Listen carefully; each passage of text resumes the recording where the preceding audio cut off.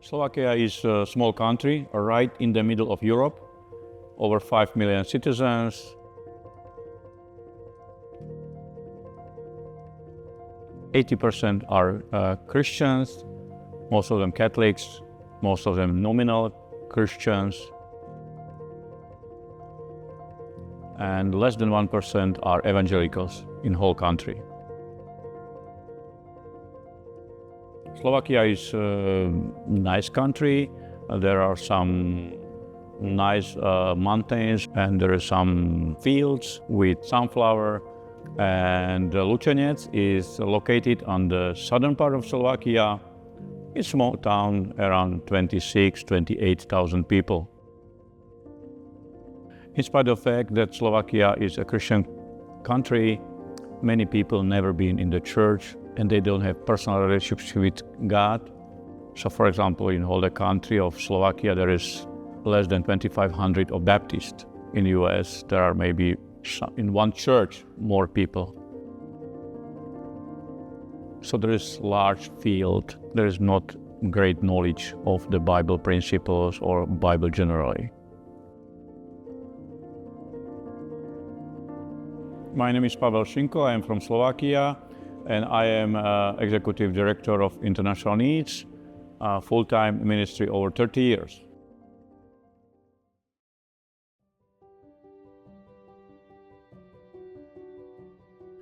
English camp is a great tool to reach out people in, let's say, our town. There is great opportunity because children are learning in school, but they don't have so much opportunity to practice. So we are trying to set up conversational classes or camp where they can meet with native speakers, hear English, practice their English, not too much grammar. And we can include Bible teaching, Bible stories. Usually we try to not to have more than 12 children per class. So we are very much depend on how many people will come. If we have 5 people, we can take maybe 60, because it's not very effective to put 20 or 25 kids to one class. Praise the Lord, this year we had enough teachers, enough volunteers. So everybody who signed up was able to come. Like this team brought 17 people. We have 20 translators. Children are 15, 16 years old. They are calling to us, or their parents are calling if they can come and be translators. Most of them are not Christian. And after we are putting together Americans and Slovaks, translators, and we try to match them, because some kids, some translators like to work with younger children, some have excellent English and they can work with older. In the beginning, when we started, we had a lot of kids because there was not so many camps. This year in our small town, there is maybe 10 or 12 other camps in the same time, and we still have 140 kids. I was in the shop, and person in front of me, she said, "Oh, I am so busy because I am leading a camp. We have 16 kids." And I said, "Oh, I understand you. I have 140. Hi, my name is Elijah Hernandez. I'm the missions pastor at Valley View Bible Church. One of my roles at Valley View is to lead our team on mission trips, and the primary objective is figuring out how we can properly serve the people of Slovakia, and in doing so, bring the gospel to them. I organize everything that we're going to do as a team on the trip, from the moment we arrive at the airport in Arizona to pretty much the moment we get back. Try to do some excursions in between so people can see and understand the culture and the history of Slovakia and the surrounding areas. Pavel, or Paulino as we call him, is the guy that's been running these camps for 28 years and has been doing so faithfully. He's the guy that does all the behind the scenes, helping to figure out how to bring us here, helping us figure out accommodations and transport to and from airports, and taking us around and caring for us during our stay here.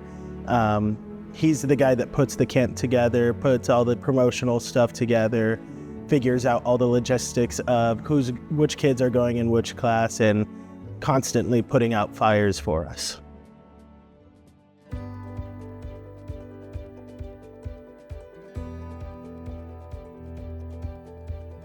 Every morning we kick off camp with this morning program where we start off the day maybe playing a game, getting the kids active, getting the jitters out.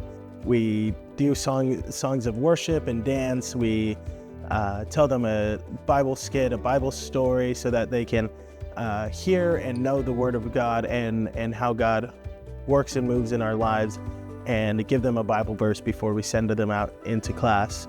One of the people that helped out with the morning programs and the dancing was Michaela, who was probably the most energetic, bubbly person out there. The kids were telling me how they loved how much she was bouncing around and how into it she was into the dancing. Hi, I'm Michaela Dowley. I was asked if I was willing to help out with the kids' worship music and dancing on stage. And that is something that I love to do. It just gives me so much joy to go up on stage and just dance with the kids. It's just so much fun, brings me so much joy to see them just so happy and just so carefree. I truly believe that for me, worshiping with song and dancing is one of my favorite ways to worship.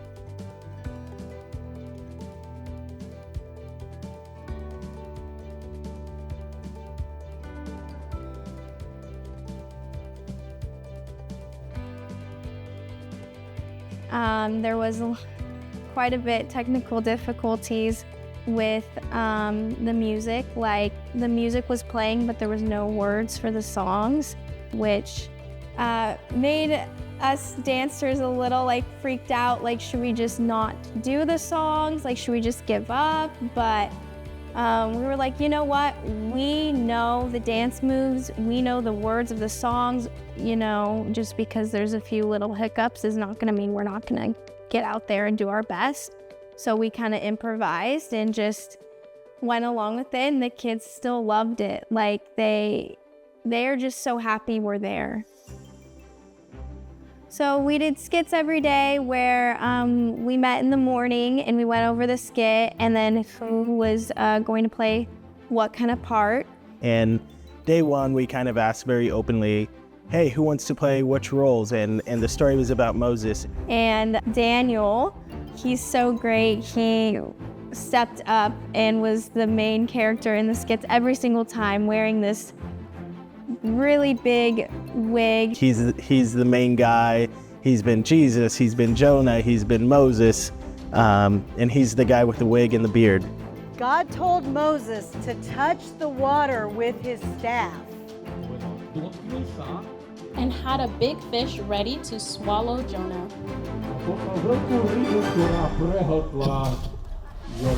When the disciples saw him walking on the sea, they were terrified. And the disciples said, "It's a ghost." He approached the woman sitting by the well, and then asked the woman for a drink.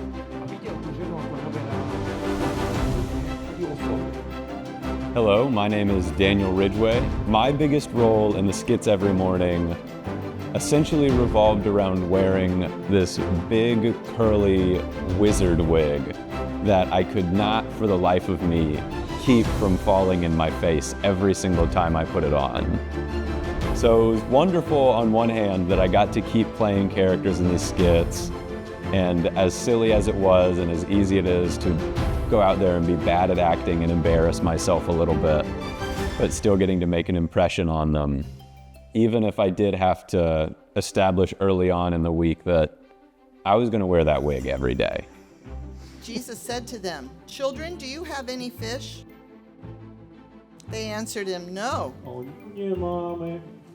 So we played different games in the morning. One of them was this really fun version of rock, paper, scissors, where they started off as an egg and had to waddle around pretending to be an egg. And every time they won, they got to move up. So they started as an egg, they became a chicken and had to cluck around like a chicken. And as they kept winning, they eventually became a T-Rex and had to walk around like a dinosaur. And the kids, that was probably the best game they played of the week. And we played a couple different games too. We played one where they had to slap each other's hands, or a game that we called laser tag, as they're trying to tag each other with their fingers, and games like that.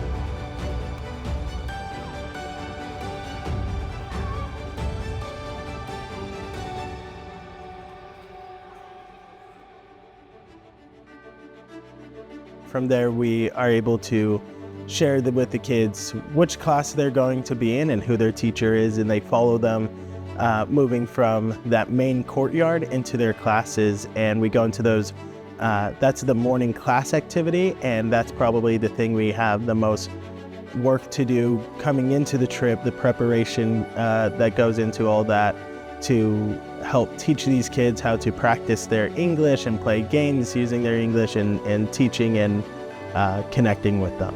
On our team, we have 17 people that have come together on this trip, and together we've been able to put together 13 classes. I'm studying at Grand Canyon University for special education and elementary education. So this is my very first experience in a classroom. I haven't done any practicums yet at college, so I was really nervous getting into it because I'm the leader. Like, they look up to me. I have my translators who are amazing, but I'm the one who has to create the curriculum. I'm the one that they're looking to for guidance, and so I was definitely really nervous about that. It was definitely a rocky start. I was looking at the ages of my kids in my classroom, and I just assumed they would know more English. The kids knew barely any English, so I was a little bit frustrated.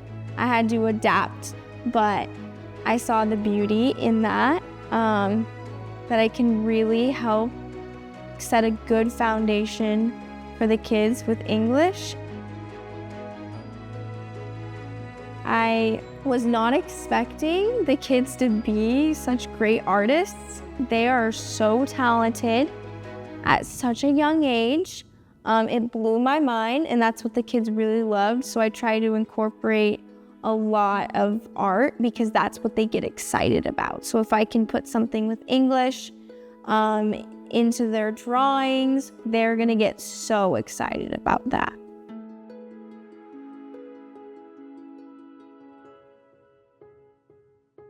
This is the first teaching experience I've had that I would say is this independent of another class, having other experiences with Vacation Bible School and things like that. But this is my first where I've really created lesson plans and really taken lead in the classroom. To start off the week of camp, I found my biggest problem was that my students were actually better at speaking English than I had prepared for. I noticed that every time anything I had planned was being done, they just got kind of bored. It was too easy for them. So days 1 and 2 were just burning through everything I planned for a full week. And then the rest of the week was just scrambling to find some way to engage them.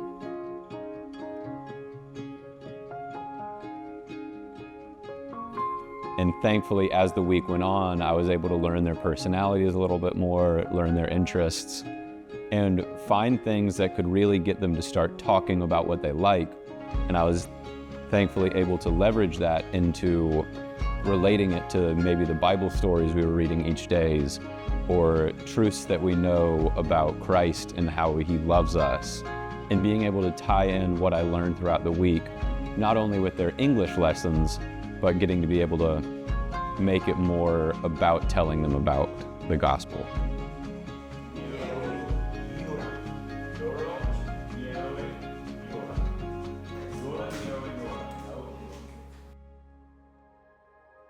This year is also special that first time we open one class for autistic children. We picked older kids, 18, 16, 20 years old boys, together 6, 7 people. And in Slovakia there is not too many, there's a really few organization who cares of them or works with them. My name's Jill Ryan. I have never taught a class like this before. This was the first year that they actually included a special needs class in the English camp. And so we were, basically they asked our team if anybody was, open or willing to teach a special needs class. And I immediately felt like that's why God called me to come on this trip. I kind of had questioned that before. I thought, okay, I'm 60 years old. Why, Lord, are you calling me? But I knew that he was. I prayed about it and he told me that he wanted me to show up. So when we were asked if any of us was open to teaching a special needs class, I have special needs kids and I love special needs kids. I know many families, so I felt like I was probably the most comfortable to do that.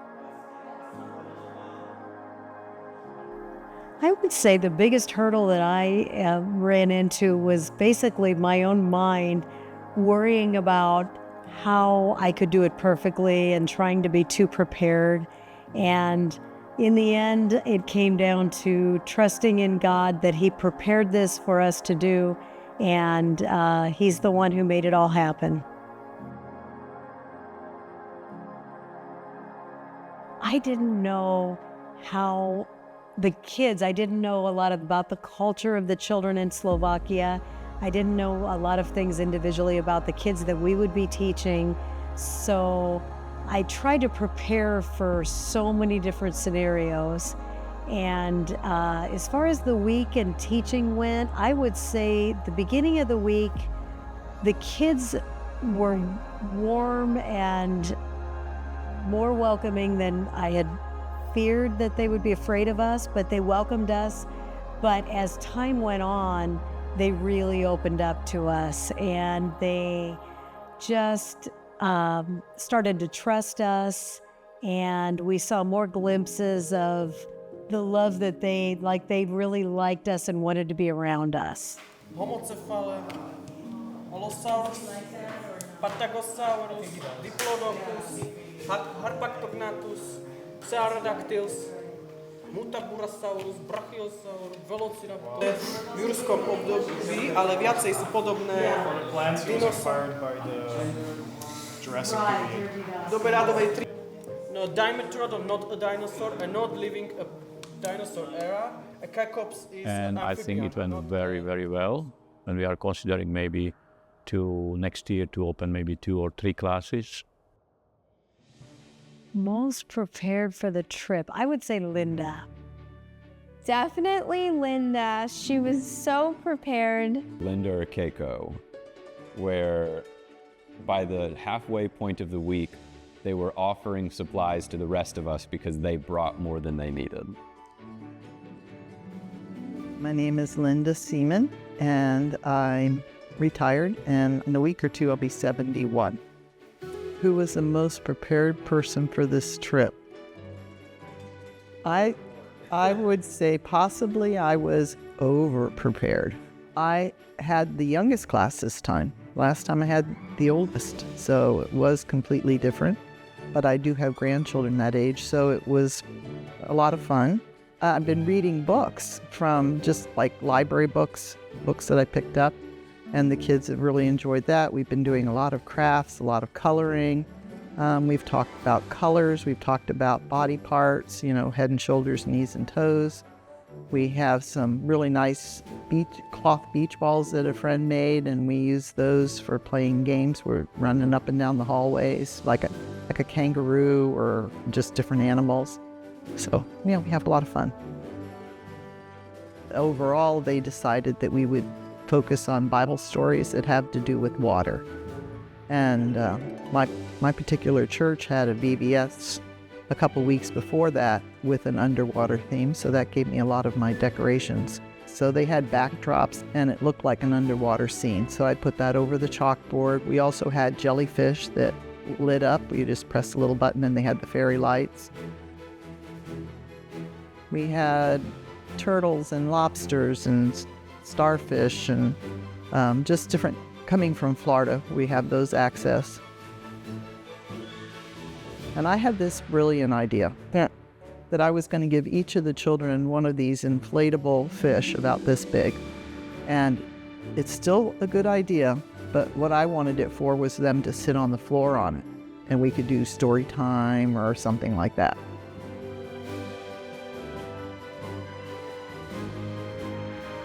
Little boys do not want to sit on a little inflatable. They want to jump, they want to twist, they want to squeak and squirt. So the fish have been used for other purposes and we'll go home with them as a gift tomorrow.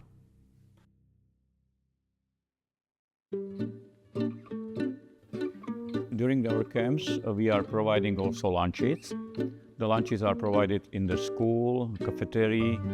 There are workers from the school, but because it's school vacation, they don't know what to do, so they are fixing meals for us. They come at 7 and start to prepare lunch, so can be ready at 11, 11:30.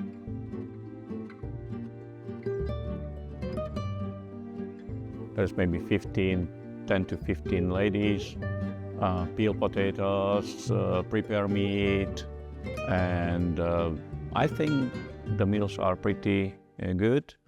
To feed 180 people is a big challenge, I will say.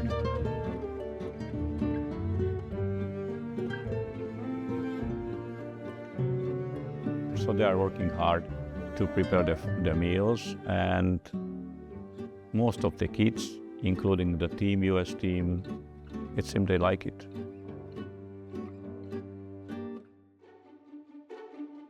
For afternoon, we are giving opportunity also mix to their friends, maybe older sisters, older brothers, so they can pick activity what they would like.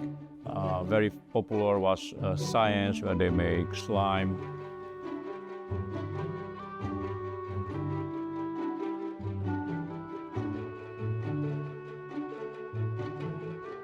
One of the activities was different kind of crafts. So they make some bracelets.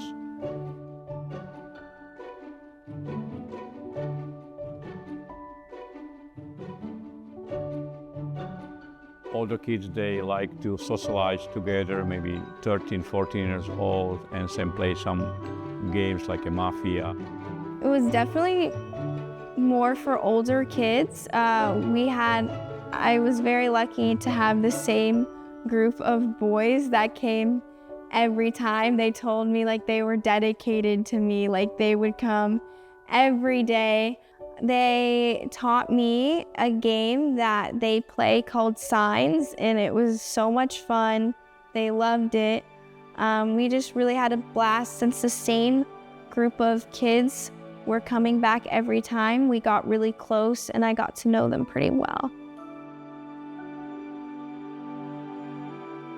Of course, many children like sports, so outside soccer, and inside in the gym, basketball or different kind of games, ball games. Kids love soccer. What can you say? Every day I just get a small army of kids running after me, chanting, "Football, football, football." And those kids can play all day, every day. That's all they want to do. One day it was so hot, I was like, guys, it is way too hot to be playing soccer. We're done playing. And the kids got mad and said, no, we're going to keep playing. We'll just take a 10-minute water break and we'll go back out there. So I was like, okay, that's fine. I'm done playing. I'm exhausted. Activity time, to sum it up, was exhausting, being part of the sports team and one of the leaders and teachers that was in the gym every day with these kids, because it gets hot in there. There's only a couple fans that were running sometimes, and it was exhausting. And these kids have energy. There is a language barrier, especially with some of the younger kids, but you don't need to really talk in order to shoot a basketball or hit a volleyball back and forth. So it was great that we just got to have that fun, and even without being able to speak to these kids, I got to have fun and see them smile.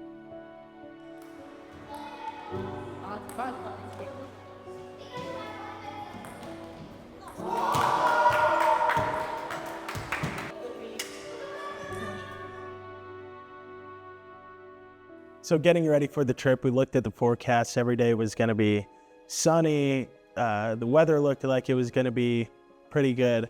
But on day 2,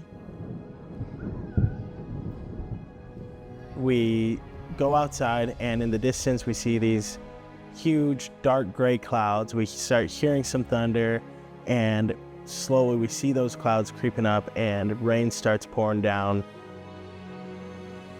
And everyone playing soccer had to come in and just sit underneath the gazebos waiting for the rain to stop, and it just kept pouring and pouring.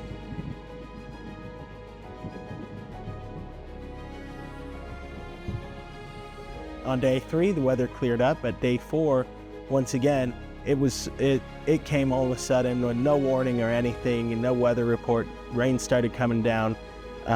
We hadn't even brought in our sound system yet, so me and a couple others had to run out of our classes, leave our classes with our translators, and go grab the sound equipment and bring it inside so it didn't get destroyed.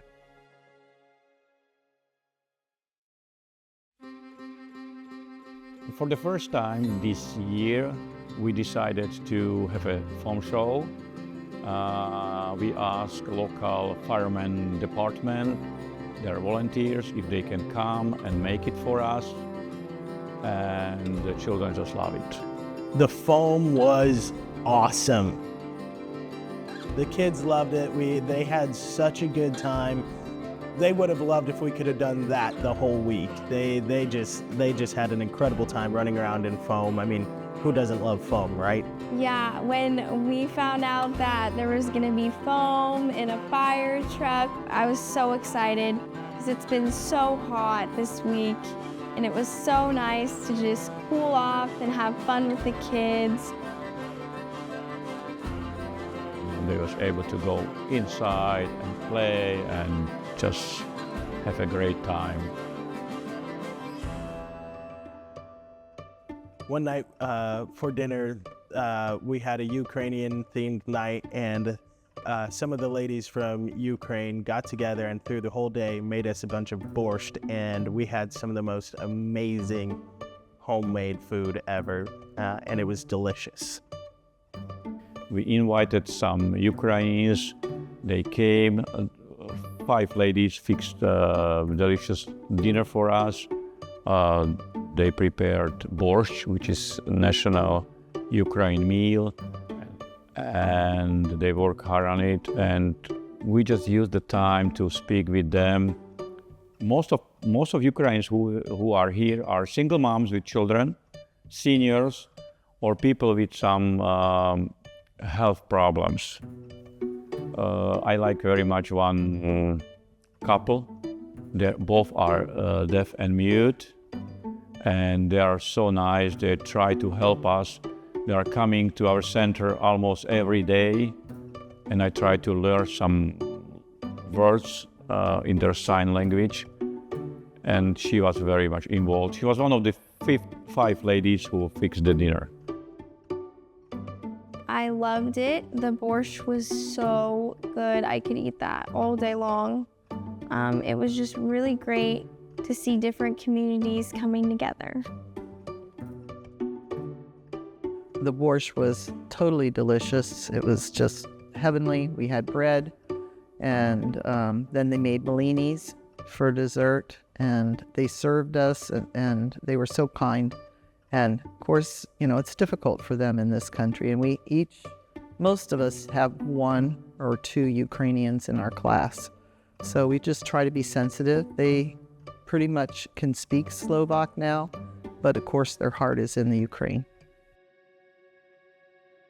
So at night, we have a 2-minute walk to the 3P Center, and we're able to just come over and spend time, have conversations with our students, our translators, with some of their parents. Our center in Lučany is called 3P. It is interesting and strange name, 3P. But we call this center this way because we picked 3 Slovak words, prijatie, pomoc a pravda, which means acceptance, help and truth. And this expresses our vision. Acceptance, we would like accept people as they are. Slovak, Ukrainians, believers, unbelievers, young, old. Second is help them. Usually we help in different kind of small groups, like moms together, teenagers together. And third P is pravda, which means truth. In Jesus Christ, but also general. So our ministries here in the center are, we have Mothers Club. By the way, maternity leave in Slovakia is 3 years per child. So it's a great opportunity to serve these moms because it's a long period and they would like spend time with other moms. So this is ministry to moms with small children up to 3 years. We have ministry to Ukrainian refugees. We have outreach for teenagers. Most of them or some of them are part of our camp. And we have ministry to children with special needs. The 3P Center is honestly a dream that I would love to have in the community that I live in. It is a community center where students are welcome to come and hang out and play card games. The church is right next door, so you can leave church and it's right there. The pastor was hanging out with us most nights. It's a cafe to go and get a cup of coffee. It is a small green space with a park and a trampoline and swing set. It's such an awesome space that's right there in town that is really open to everybody. People know that everyone is welcome there. And one of the best things a community have is a space where everyone can come and be together. And I think that's the best embodiment of what that 3P Center is that everyone can come and hang out in the same space and get to share, and honestly in something that's just such a delight to see. It's the evening activities at the 3P Center where some of the deepest relationships are built and created, because that's when we can be the most personal and least formal. I'm so impressed with this church and the 3P Center in particular that they're not only putting on this English camp for these kids, but they're really creating an environment where these kids can come in and be like, we can continue to build relationships, and they want the kids to know that this church is a great place, that they're loved and they're welcomed. And just watching tonight, watching everybody playing board games, it really is neat to see everybody connecting, and I think it's a great thing that they've built here.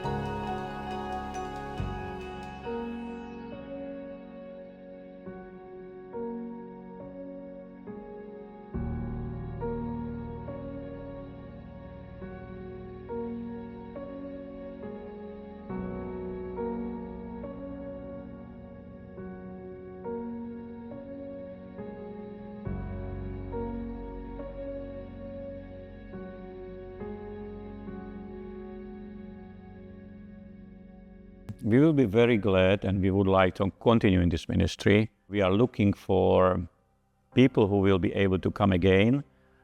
Year 2025, we would like health camp from 7 to 11 July. Same town, same place. We are happy that some people are coming again, and we will be happy if you will join this team. I was also very happy that this year we had enough people that one of the members of the team was able to take pictures and make videos, which is great because can help even you to see how it looks, how was the atmosphere, and I am very thankful for this. And then I would like to thank you very much for everybody who is watching this video. I'm grateful for people who came here, but I would like to thank you also for you who stayed home, who helped them to raise funds to come, for people who are praying or were prayed for their stay here. And I thank you also for people who will continue in your prayers for us. I would like to thank to the church who send you. It's not easy. It's not vacation, come here, and the people can share their testimonies. They are working very hard from morning to the late evening, but it's worthy. So once again, thank you very much. God bless you and keep us in your prayers. I just want to thank everyone that supported me to come on this trip, and that everyone in Slovakia who made me feel at home, who prepared breakfast every day, the people at the restaurant that we would go to preparing our meals, the people at the 3P, they all just made me feel so at home, and they sacrificed so much of their time to feed us and to give us hospitality. Paulino, he made me feel like a part of his family. He just is an amazing man, and he would do anything for God. I really want to thank, first of all, my family that lives in Bratislava for taking me into their home for a week and then giving me transport and being a really good pillar to lean on while serving at the English camp since this was their second year.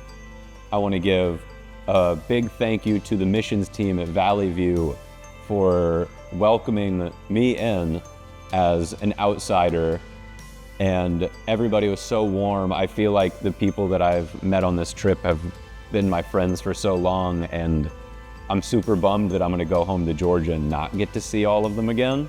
To the people that are organizing this, that I'm so grateful. It's really well organized, well organized. I've gone on other mission trips.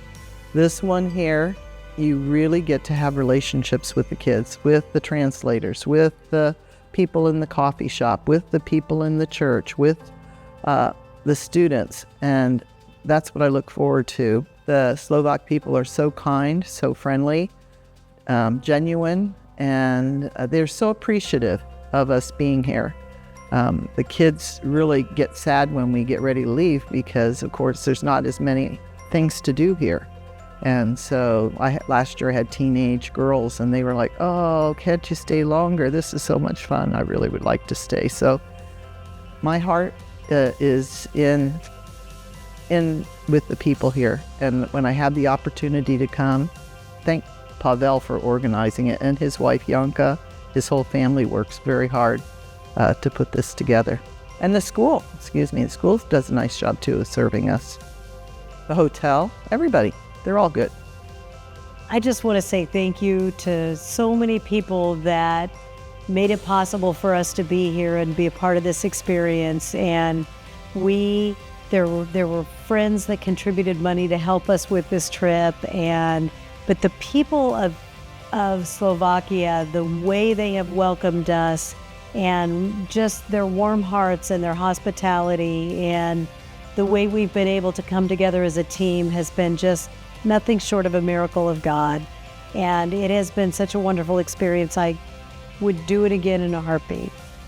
I just want to say a huge thank you to everyone that's helped put this camp together, from beginning from our fundraisers and supporters back home to the people that have been praying for us while we've been gone, to the team members that came on this trip that used up their vacation time to come and serve this community. I want to say thank you to Paulino, Pastor Lubo, and the church, and the community of Luceniec that has welcomed us and taken care of us by providing food and lodging and transportation.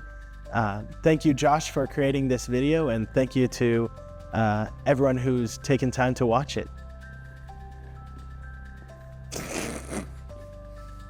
I felt so awkward.